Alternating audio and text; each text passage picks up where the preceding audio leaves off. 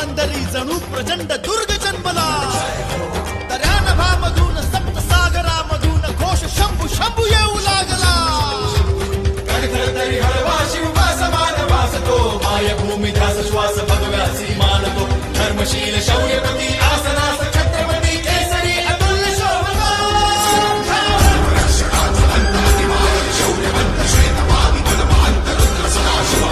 शास्त्र नीती कीर्तिमंत शौर्यवंत राजसी कुशाग्र बुद्धिवंत शोभला. प्रजाजनास रक्षण्या स्वराज्य सिंधू राखण्या पुनश्च तेज सूर्य लाभला.